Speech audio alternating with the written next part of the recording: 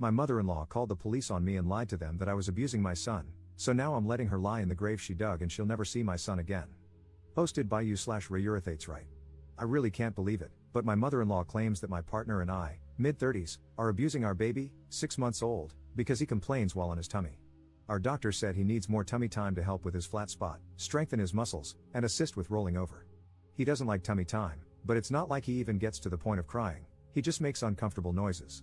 We tried explaining this to my mother-in-law, but she keeps insisting that we are forcing the baby and abusing him. My mother-in-law has been living with us for the past few months, and things had been going great until this happened. 2 days ago, she snatched the baby from me during tummy time and said I was committing violence against him. I regretted letting her take him, but I allowed it. Then yesterday, she tried the same thing, and I refused to give her my baby. The thing is, I wasn't even doing tummy time. My baby complains when he isn't doing something, he just constantly gets bored. My mother-in-law heard him fussing from another room and came barging in, accusing me of abusing him again. I walked away from her and locked the door behind me. She pounded on the door, saying she would call the cops, and she did. I called my partner, who left work immediately and drove home. 2 policemen spoke with her and then with us. I invited them in and told them they could look around. They saw an immaculately clean home and a very happy baby.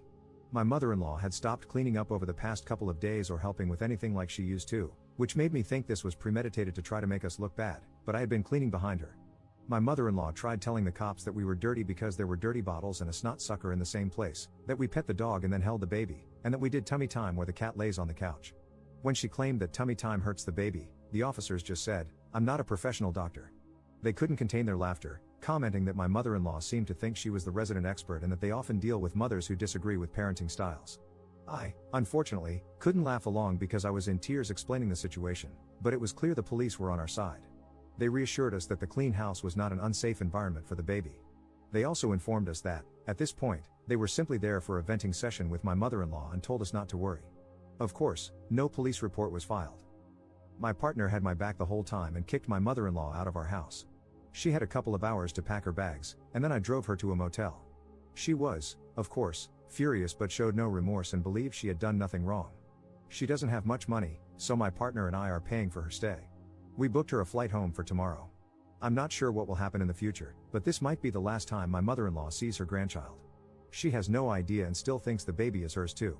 Luckily, my mother-in-law and father-in-law live on the other side of the country. Here's to hoping they never move here.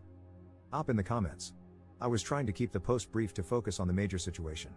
So, my mother-in-law has made comments, but my partner has shut her down. For example, she didn't like that our pediatrician is young, she doesn't trust doctors. She also didn't trust the skin treatment method the pediatrician chose for a rash and didn't like that we don't give our child water. But my partner shuts her down immediately. Maybe things were just building up since she never got her way, and then it all came out. But I wouldn't say there were any arguments, it was more just little comments she made. She also hated the white noise machine and even told the police about it. The officer stayed professional, but you could tell they were holding back laughter. Update 4 days later. An hour or so after I dropped my mother-in-law off at the motel, both my partner and I received texts from my father-in-law, and I quote, "You can't leave my wife in a hotel. I demand you guys take her back to your house now and work out any problems or misunderstandings. If something happens to her, you are going to be responsible."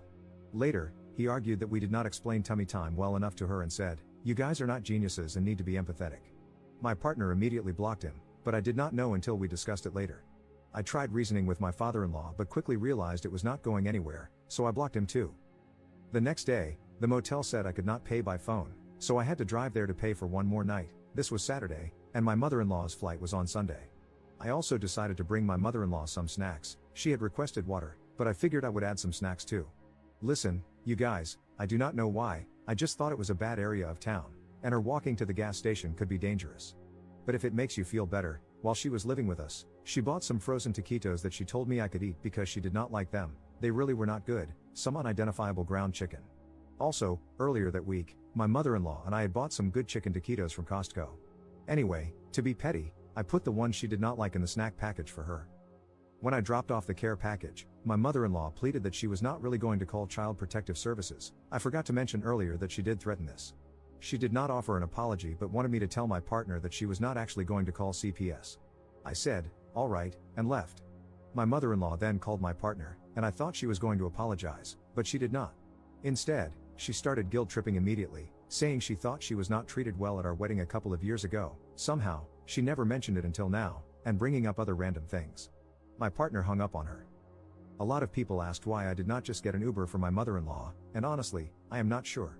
I think I was getting more and more upset inside because I started envisioning myself telling my mother-in-law off once and for all. So, I started planning to speak my mind on the way to the airport. At this point, it was clear my mother-in-law would never apologize, not that I would let her see my baby again anyway, I just wanted to see if she would apologize. Note, I think I forgot to mention that earlier that week, my mother-in-law told my partner that us forcing tummy time was equivalent to the way my father-in-law abused her and her children. That really pissed off my partner, who had to witness my father-in-law's physical violence growing up and says my mother-in-law did nothing at the time.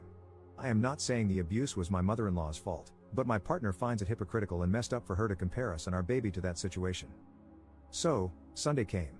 I picked my mother-in-law up and took her to the airport. On the way, I asked if she was planning on apologizing. She said, "To who?" I said, "Both of us." She then started saying we did not explain tummy time well enough and that it was our fault. So, I decided to say what I had planned. I told her that this whole situation was her fault, that she put us in danger by calling the police, and that threatening to call Child Protective Services ensured she would never see her grandchild again. I told her she was not welcome in our house in the future, and if I ever saw her near our house again, I would call the police for trespassing. I also told her she was a bad person, which I kind of regret. My mother-in-law had tears in her eyes. I was shaking and hastily dropped her bags off. As I started driving away, I heard a tap on the glass. I had nearly driven off with one of her bags still in the back seat. So, as she picked up her last bag, I called out again that she would never see her grandchild again and drove away angrily. She is now presumably back with my father-in-law on the other side of the country. I really cannot say I feel better. The rest of the day, I just felt sad, and I am not sure why. I have not felt like cooking, even though I cook most days, so we ordered Chinese. It has been a couple of days now, and I am feeling slightly better, just replaying the car conversation and wishing I had said even more, maybe shaming her for guilt-tripping my partner so much. I have gotten my neighbors to help with the baby, and my partner and I found a new restaurant to try. Anyway, I talked to my partner, and we agreed, both my mother-in-law and my father-in-law are blocked. So, they are officially blocked, on Facebook too, which is the only social media they use. We have not heard from them yet, but it has only been a couple of days. They probably think we are overreacting and that we will come around, but I do not think we will. My partner's brother is getting married in September, so we might have to see my mother-in-law and my father-in-law there. Thanks for all the support. I really enjoyed responding to everyone's comments. It feels good to be validated in my decisions. A lot of people said they would not have paid for the hotel and plane ticket, but I think my mother-in-law is on food stamps and quite poor. Also, she did provide childcare a few days a week for 3 months, and I am thankful for that. She saved us a lot of money. Lastly, she was technically a tenant, so she did not have to leave, even though it is our house. I do not know the exact tenant laws, but they vary by state here in the United States. I still think we did the right thing by paying for the hotel and flight, and I still think it is funny that I gave her the taquitos, lamau. Notable comments. For anyone wondering, WTF is tummy time, and why do babies need it? It's literally just laying your baby on their stomach. It can help with a number of things, from flat spots, places where the skull is flattening from the baby laying on it too much, to digestion, pressure on the tummy helps pass gas, to developing gross motor skills, pushing up on their arms and rolling over. Before the back-to-bed movement, putting babies on their backs to sleep, most babies got plenty of tummy time in their cribs because the parenting advice was to let babies sleep on their stomachs. Babies usually sleep much better on their stomachs. Unfortunately, they also suffer from SIDS much more frequently. And thus, back to bed and tummy time. Also, I have never met a baby that likes tummy time. They all either get very, very mad or just want to cry. My best advice is to do tummy time with them by getting on the floor, on your stomach, and playing with them, or having an older child do it with them. They like that even better.